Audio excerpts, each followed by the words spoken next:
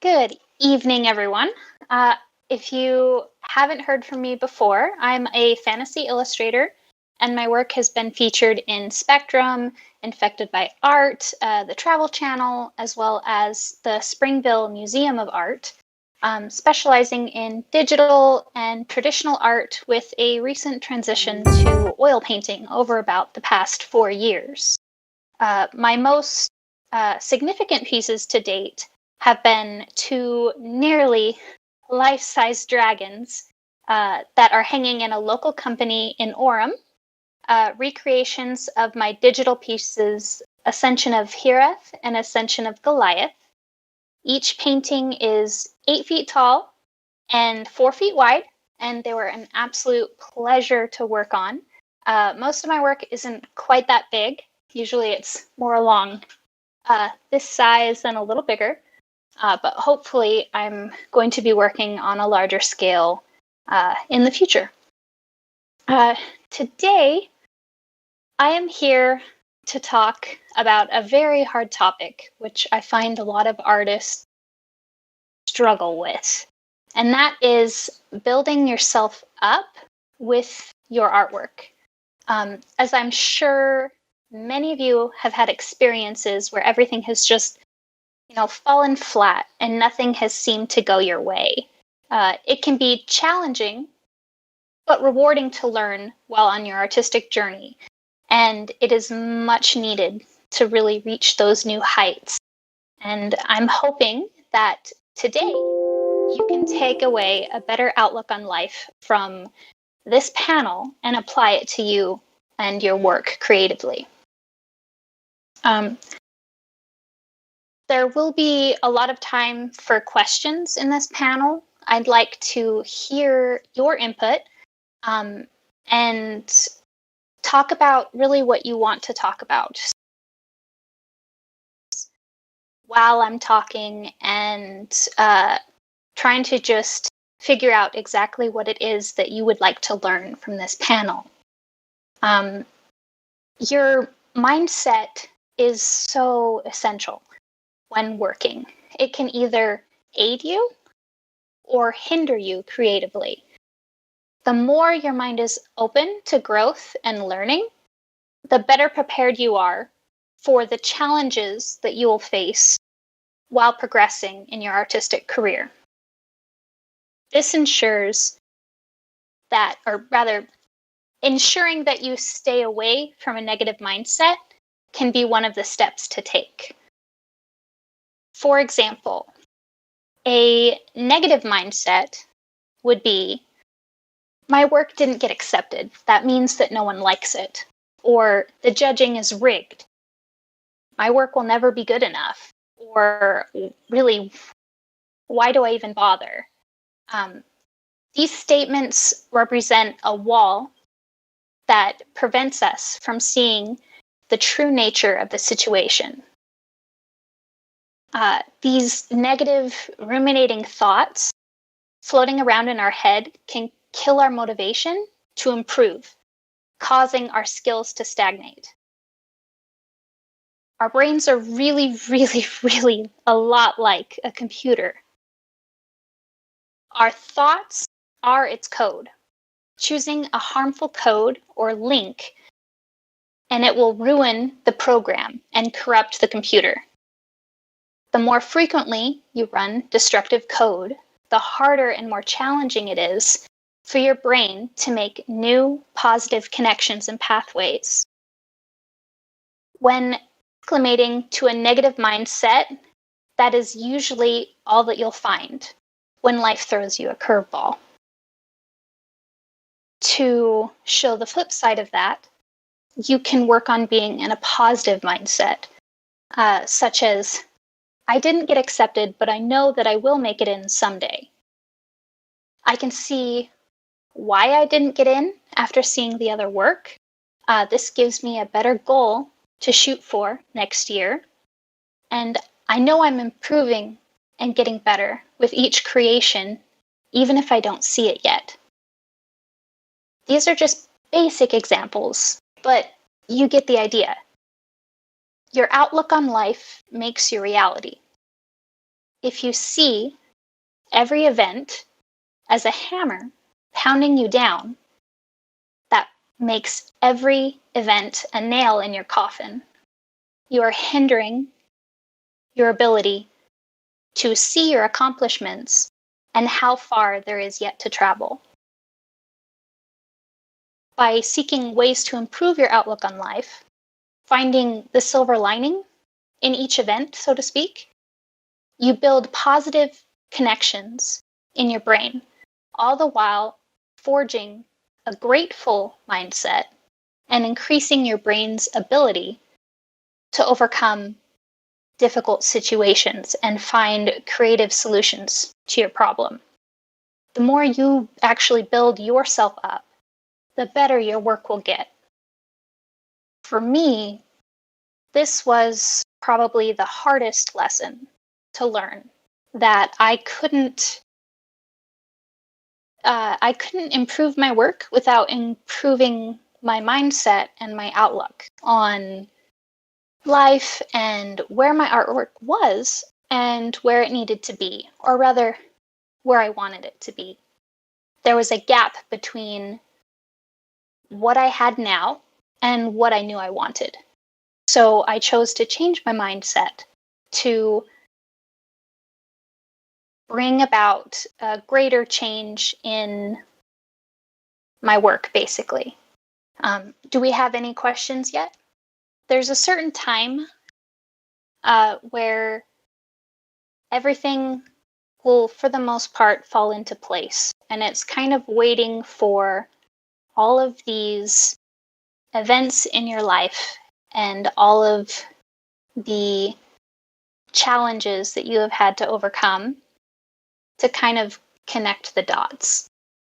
For me, each negative event that I had to go through actually created a deeper emotional connection for me with my work, because I had gone through everything that I had considered negative, basically, but I had found a silver lining in the fact that I knew that my work wouldn't be where it is without having gone through all of those negative trials and tribulations. So while I was actively going through those negative events in my life, I chose to say, well, it's okay. These things happen, and just turn around my outlook on it. It's a lot harder to do in practice, but the more you do it, the easier it is, and the more natural it will come to you. So even if I haven't gotten into, say, Spectrum, for the longest time, I never could get into Spectrum. And instead of going into a negative spiral with it, I chose to say, okay, well, I didn't get in this year, but I know that I can improve my work and eventually get in. And I think it ended up being about maybe 6 years of submitting before I got in. And I know artists that have submitted for 20 years and still haven't got in. And the problem is not with their work. It's wonderful, absolutely beautiful work. It's just that each year the judges are different. It's always different. New judges, new themes throughout the year, especially with anthologies or art books. It always changes. And as a culture advances, they have different aesthetics they like with artwork. And it's just something that you have to get used to and learn to, again, find the silver lining. Still no questions? Yes, we have questions. Yay! First, yes, this is why I'm here. First, Pike, P-I-I-E-C, asks, so fear is part of it. If you're afraid of trying more, so you just don't, and you're convinced it's terrible, how would you get over that? fear mindset is a really, really tricky beast. I find that sometimes I'll have a hard time working on a project because I do have a perfectionist mindset. Like if I'm not able to do it, or what if they don't like it, I'm afraid of, just completing it. And there's a certain point where you have to be just stern with yourself and say, well, what's the worst that could happen? Like, even if you do fail, it's not like it's the end of the world. You are able to try again until you can actually achieve your goals. And each time you fail, you actually learn extremely valuable life lessons. And the same way twice, you always, always learn something new. Even if you aren't able to see the progress that you're making, find things that excite you about your work and just hold to those things and try to find jobs or events that cater to what you really like to do, to remove a little bit of the fear aspect with it. Gain your confidence by doing something that you know how to do well. But definitely don't be afraid if it does fall flat, because I still have things where it falls flat. I'm not producing to the ability that I know I'm capable of. And to a lot of artists, that would be perceived as a failure. But it's just all about your growth and learning to just kind of roll with the punches. And if it fails, but you'll just do better next time.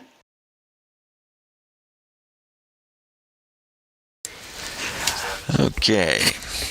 As a bit of a follow-up question, Returner 25 asks, how do you balance seeing areas for improvement in your art with not having a negative mindset? It is hard. It's really, really hard. I know artists who are absolutely phenomenal, and you look at their work and you're like, oh my gosh, that is amazing. And then, they start going into, but this and that, and you're just still sitting there with like it's amazing. What are you talking about? We are really our own worst critics. And I find that most people don't pay as much attention to that to a certain extent.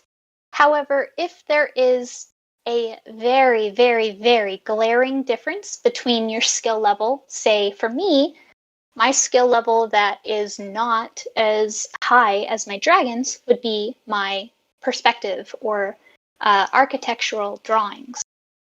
So that would mean that if I have a drawing that has certain elements that I'm not good at, I am going to reference the heck out of those. If you have something that you're not as good at, you still want to do it even if you are good at something, because reference is always key to use. But if it's something that you know you're not good at, be sure to get input and to use reference to create less of a gap between what you're not good at and what you are good at. Because the closer those gaps get to where you aren't able to tell where something looks better than the other, the more cohesive the image is, the better the image will look in the long run. Hopefully that answers your question. It's hard though. Alright. And on the subject of asking others, Kayla asks, do you have any recommendations for networking in the art industry? Absolutely. The first way, honestly, to start a basic networking group is to start conversations with artists that you like.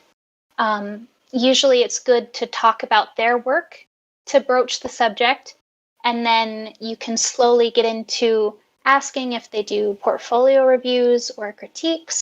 Most artists will do that. However, you're not going to want to get critiques from multiple artists at once. You want to kind of take it slow and just show an interest in their work and what they're doing. It can be really easy to want to jump into, here's my work, what do you think? Where can I go from here? And it's good, like when you first meet someone, to try to build a rapport with that person and to just converse and want to know more about them and their work. And generally, it will start to go both ways after you've begun to show an interest in what they're doing, because you want to get into a conversation generally with that person because you really like their work or you admire them.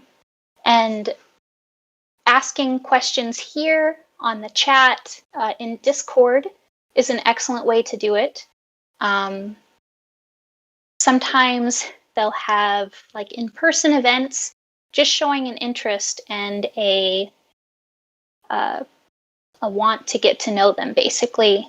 And everything else usually will come from there. Most of my creative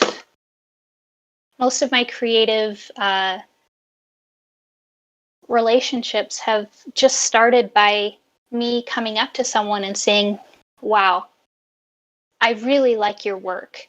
Can you tell me more about it? Where did you go to school? How did you learn these things? And that's really the best way to start building up an actual creative bubble that you feel comfortable talking about your work. Also, forums, not so much on Reddit. I haven't done like the Reddit forum, but Muddy Colors is a good way to start finding some artists. Along with, there's a couple of Facebook groups. I can't remember them off the top of my head, but there's groups there where you can start discussing and conversing with other artists and trying to learn from them and build a group. Okay, next we have 2 questions from Linda. First, how do you deal with frustration with yourself and a project, and how do you push through when you are frustrated?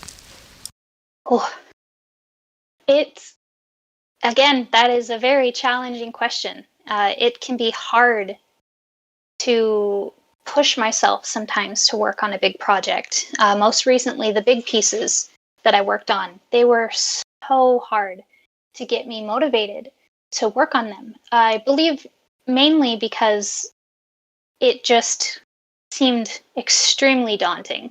It was like, how the heck can I even begin to paint these 8-foot by 4-foot pieces? And I didn't just have one, I had 2. So there was such a creative frustration wall for me there that really made it hard to work. So what I ended up doing was getting into a routine where I would work on sketching or something else that I knew would excite me to get ready to paint, especially watching Howard Lyons videos that he has on his Patreon, or Justin Gerard, some of his videos, Annie Stagg as well. I would put those on and kind of let their inspiration get me out of that negative mindset. It's so hard to work when you're in a very negative mindset, which is also why it's been so hard to work this year. So creating a routine was key. And also allowing myself to be like, okay, this sucks. I'm having a hard time. Acknowledge that I was having a hard time. And then once I had acknowledged that, rather than trying to just push through, I found that I was able to get into a better mindset to say, okay, well, again, just work on something that I really want to do, which is mainly sketching dragon heads. I love sketching. And by doing that, along with listening to the videos, it would be like, okay, I feel like I can work on the big pieces now and remove that fear mindset.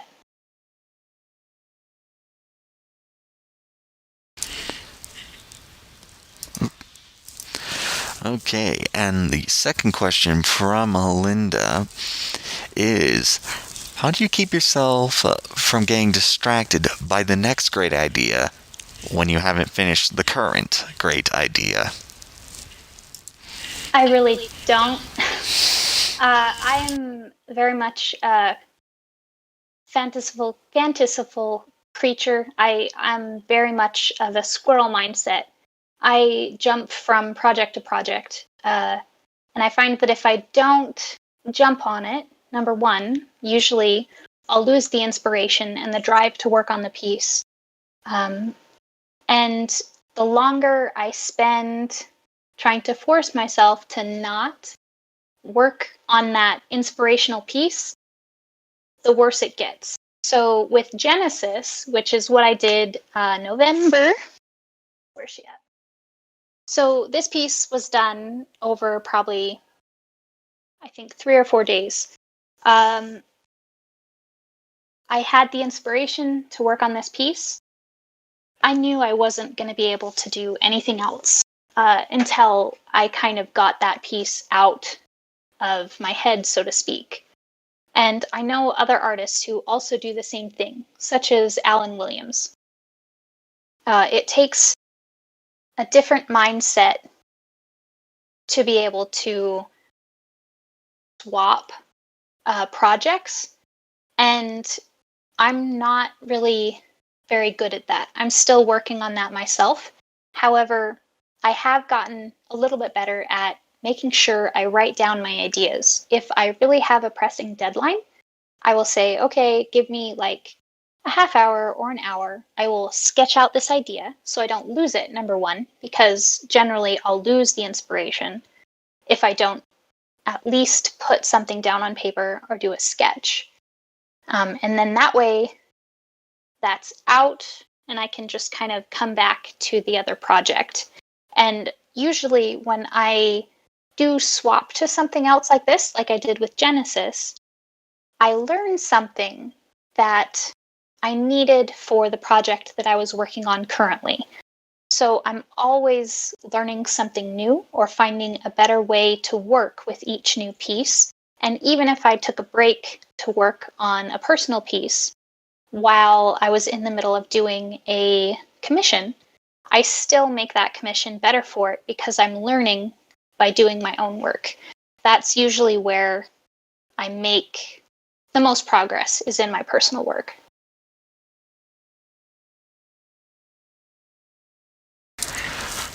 Okay. Our next question is from Pike, and he asks, how would you deal with a deadline to project that you've started but now is super stressful to work on? Sorry if this seems like we've asked it already. That's okay. It's hard. It's a constant battle for me. I'm always feeling like I do better work with my personal work because there's no stipulations put on it. There's no real fear of failure like there is with a project that has been commissioned. So I try to do what I can to give myself peace of mind before I start working on the project.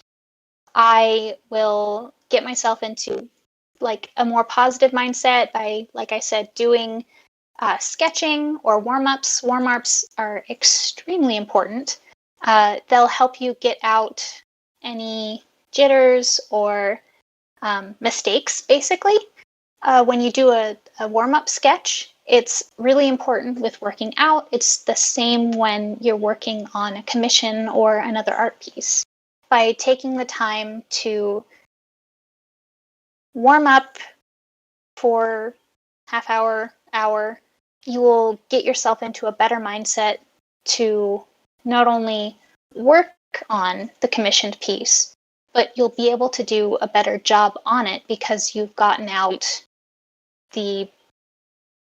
all the mistakes, basically.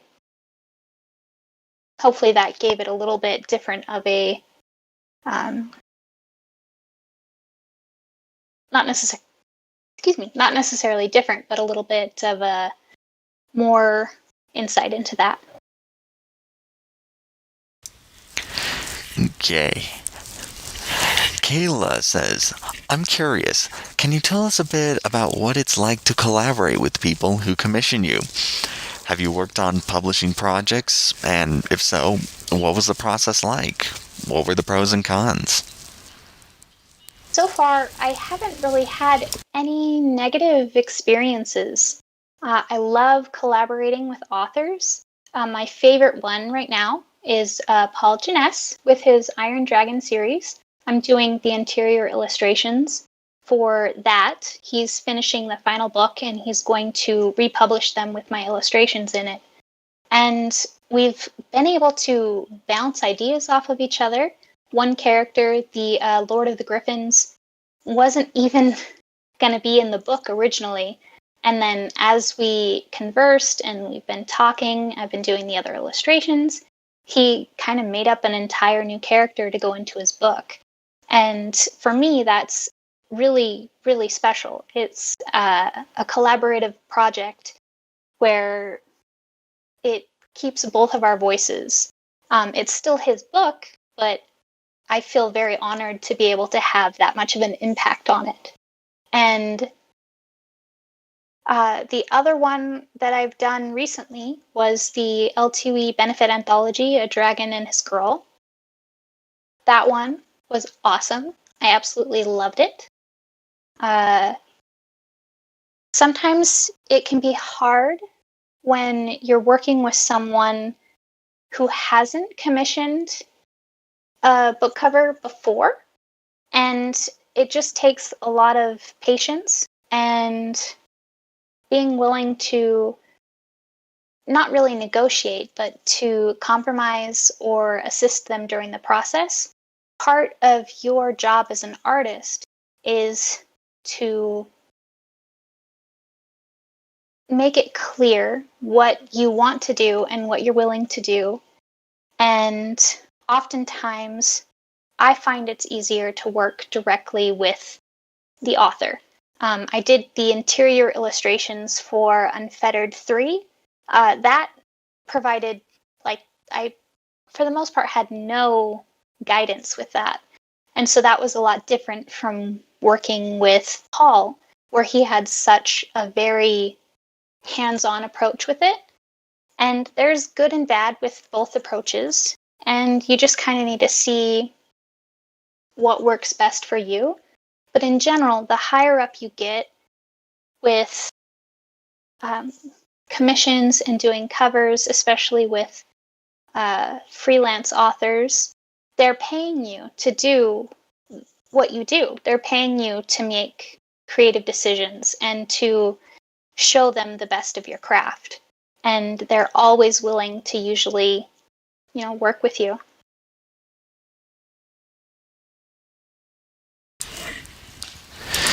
All right. Our next question comes from Linda, and she says, writers sometimes co-write a book. Do artists ever co-paint? And if so, how does or would that work? Done a couple projects where I've done the line art and then someone's colored it or finished the illustration. It's very, very common in comics. Often you'll have a separate artist do the sketching, then someone will ink it, then someone will color it. And if there's something that you do really well, you're probably going to want to try to see if you can get someone to do the other parts of it. And that's completely fine.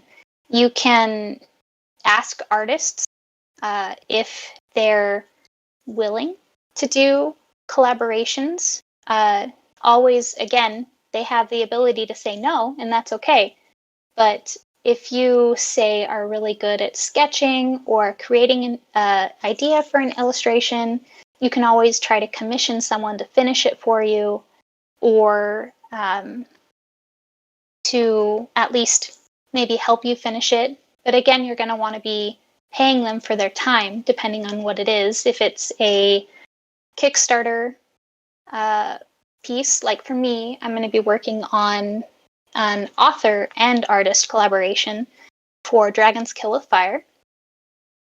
I'll want to be sure to be able to cover what they're doing and to make it worth their time, basically. But it's always, something that you can ask if an artist is open to it. Worst they can say is no. Okay, I apologize. We don't have any questions at the moment. Okay. Let's see. This past weekend, well, I'll rewind a little bit. This year, I've been pretty bad at following my own advice. I haven't been sketching as much. Sketching is really important to build up your skill set and also your confidence with working on art.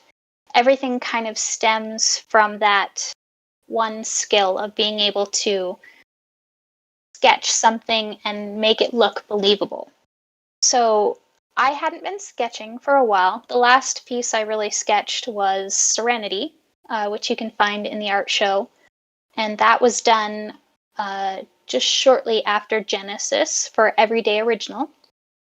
But that was in November, so I hadn't really sketched anything. I finally was just like, you know what, I'm just gonna sketch. So I sketched. It was terrible. It did not turn out well. And it took me probably a good 3 days of sketching to get something that for me was decent or something that I'd be willing to share. And sometimes, artwork can be like that. A lot of the hiccups that you face as you're sketching or trying to create, the less time you spend doing something, the more time it's going to take you to get back into it.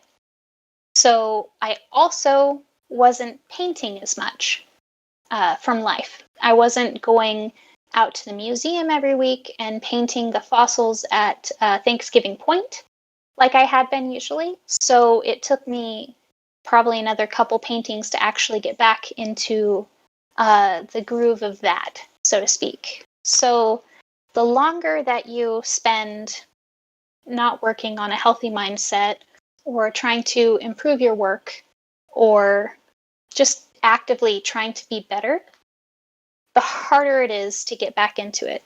So sketch as much as possible.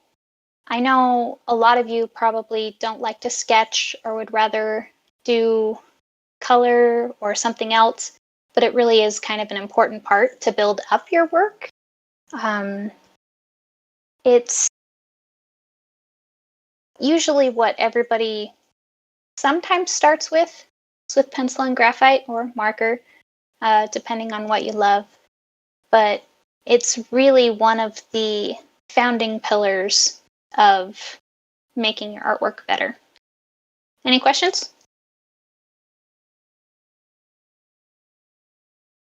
Yes, we have another question from Linda. Do you ever find that the mood of the project you're working on affects your mood in real life or vice versa? Sometimes. When I'm angry or upset, I find it very, very hard to work. And oftentimes I'll have to decompress, sometimes for as much as a day or two after whatever the event that frustrated me happens. And that's okay. It's not ideal, but it is something that I've come to know about myself. So I try to plan for that or to speed up the process by, again, doing something that I like, that I know will get me back into the mindset. But oftentimes, I haven't really had to do any angry or upset pieces. If I'm doing something sad, usually it's not because I'm sad, but it's usually because something else has happened to, say, a friend or someone else in my life. So for me to help process those emotions, I'll usually do like a more somber piece. But I wouldn't say that what I'm working on affects my mood, but more than likely, I might create something because of the emotional state I'm in. However, it's very rare. Usually, I'm in more of a happy or just positive mindset usually to work. I find it really hard to work if I have any outside factors that are causing turmoil, so to speak, in my life. And so it's taken me a long time to figure out a good coping mechanism with that was healthy, where I could still work and deal with all of the other things that kind of the minutia of life, basically.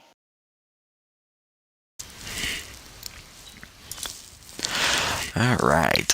On the artistic side, Pike asks, how do you work out how to make your colors less flat, or just get better at doing them? Ah. Value is your friend. Everything, for me especially, is tied to value. And value and color are separate. I always do my illustrations in a black and white or a Brunei painting style. So like with this one that I did this past couple times at the museum, I'm starting it in browns first. I believe the color is asphaltum. And the reason why I do this is because I can get the value right. Value comes before color because I know I can put color on that and it'll still read by doing transparent glazes or by doing digital color pass on top of them. But if your value isn't correct, everything will look flat. Your shadows won't be deep enough or your shapes won't be clear because what makes it look three-dimensional is those shadows and the shapes that the shadows make. So if you're having a hard time with your art looking flat, definitely take that image, and if you have Photoshop or even Instagram, you can actually take your image and put it into black and white. If your image reads at a small thumbnail, even like an inch by 2 inches or an inch by like half an inch, if it reads that small in black and white, it will read when you add color on top of it, as long as those values stay the same. And by value, I mean the light and the dark. So with that wolf or with Genesis, my darkest value is here. So that's where you're going to have the eyes go because it's against that lighter background. And by doing that, you can make your colors really pop and make your piece seem more three-dimensional.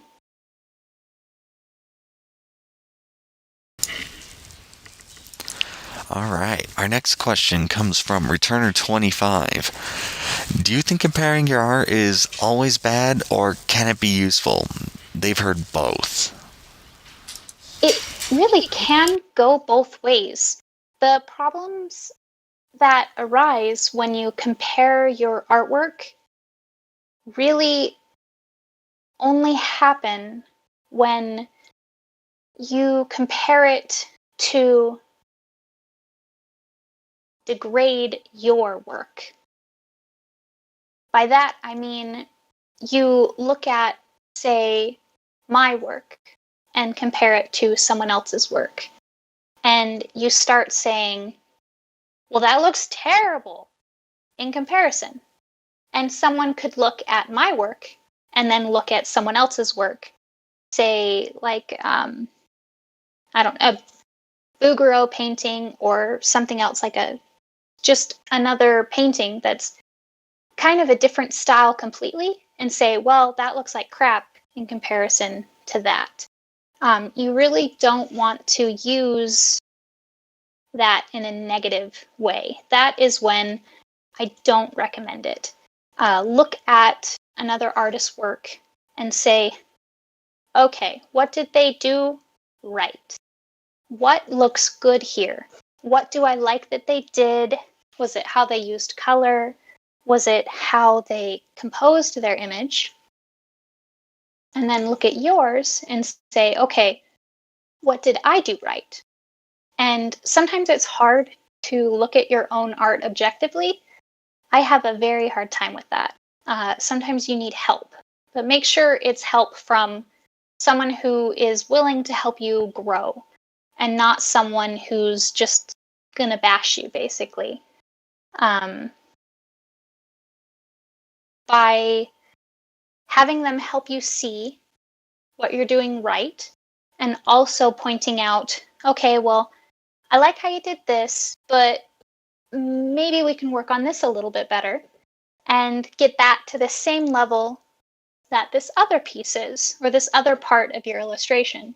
Use it as a learning tool and not something that you're going to feel worse about your work after comparing it. All right. Kayla asks, any suggestions you'd give to people who want to collaborate with other artists? Any tips that would help the process be easier for both parties? First, again, just asking if they're open to it. That would be the first step. And if they're open to it, what type of collaboration they'd be interested in. Oftentimes, creatives can get pretty busy. I know that I'm pretty booked up with a lot of things on my docket, especially with the Iron Dragon series for Paul, along with a couple other items.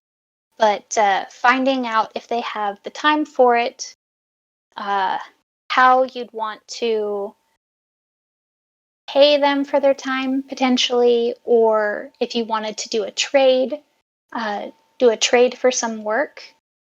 And even if they say no, it doesn't mean that your work is bad. It just could mean they didn't really have time for it, or they only want to work on like fuller commission projects right now. There's really a lot of variables that can go into that, but just being open and honest and asking them if it's even a possibility is usually the first step.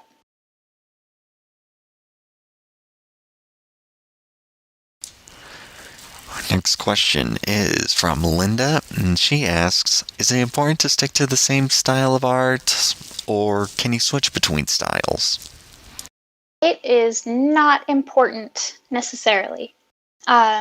You have to jump between styles to find what works for you, and what works now might not be something that you want to continue to do later down the road. If you look at my artwork that was in last year's LTUE art show versus what's in there now, it's different. There's been a whole year of a lot of crazy stuff that has happened, and my artwork just decided it wanted to take a different turn.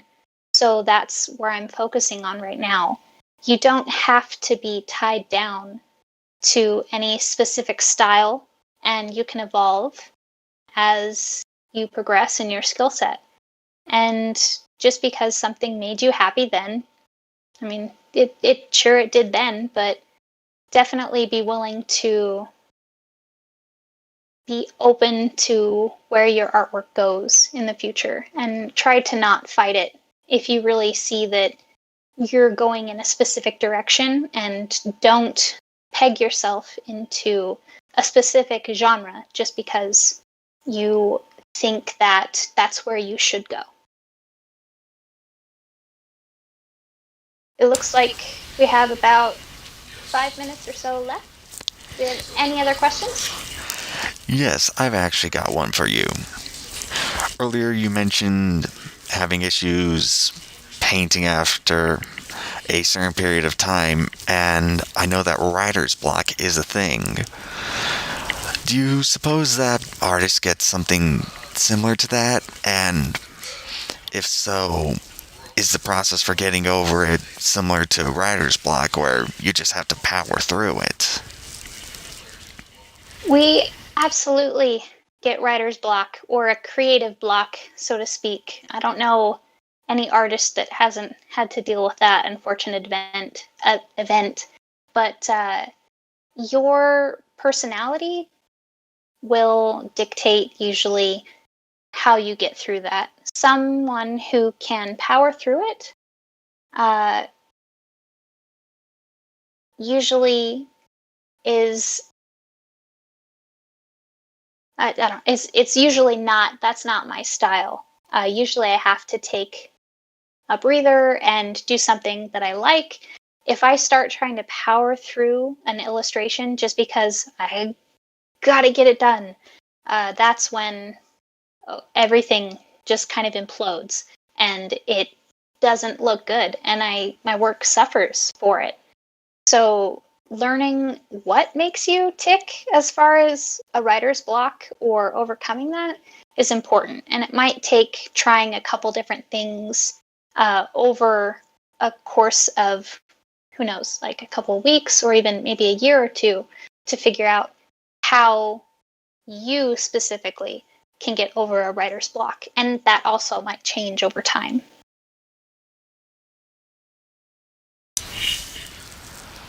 All right. Since we are running out of time and we don't have any more questions, where can you tell us where we can find you, and more specifically, where we might also find some more of your art? Sure. You can find my work at KaitlundZupanic.com, or this one's a little bit easier to write out. It's drawn2dragons.com. It will forward you to my website. That's my most recent project that I'm working on, and you can find me on Facebook, Instagram, Twitter. All of those links can be found on my website.